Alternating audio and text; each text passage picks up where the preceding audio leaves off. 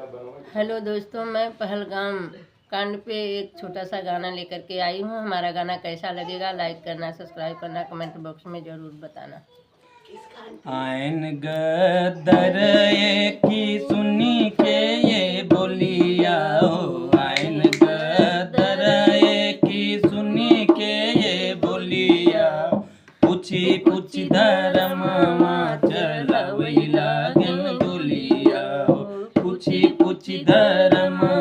चलावई लागन गोलिया हो, भाई सप्रल दिन ढाई बजवा हो, भाई सप्रल दिन ढाई बजवा हो, चुनी चुनी हिंदुअन कले लागन जनवा हो, चुनी चुनी हिंदुअन कले लागन जनवा हो, छुप कई छुपावत जालिम आयन जंगल झाड़ी हो, छुप कई छुपावत जालिम आयन जंगल झाड़ी हो, निकाल बंदूकिया दीन तुरंत मारी हो, निकाल बंदूकिया दीन तुरंत मारी हो, चलतई गोलिया मचल हाहाकारवा हो,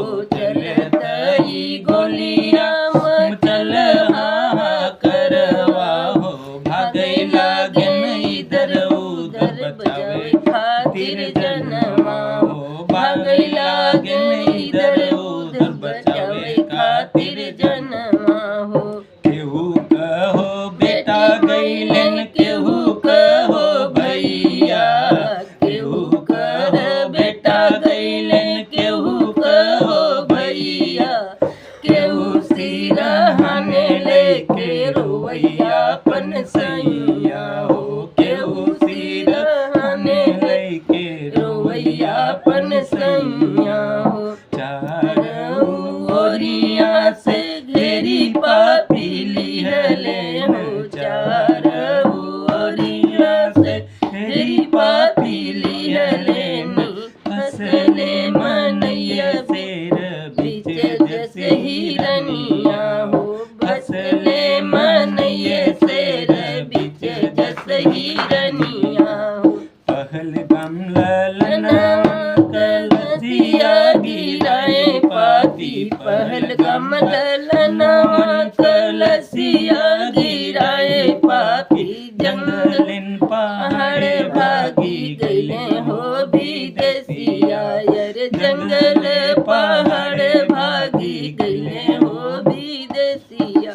मछल चिक्कू कर चित कर मारे रोवई लागे, मछल चिक्कू कर चित कर मारे रोवई लागे, केहू कहो माई बिटिया, केहू क बहिनिया, केहू कहो माई बिटिया, केहू क बहिनिया,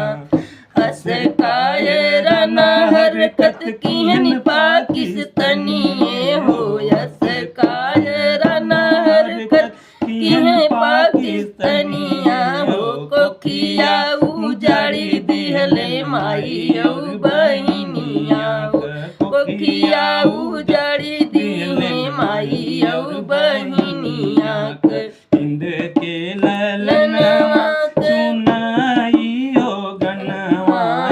इंद के ललनवा सुनाई हो गनवा,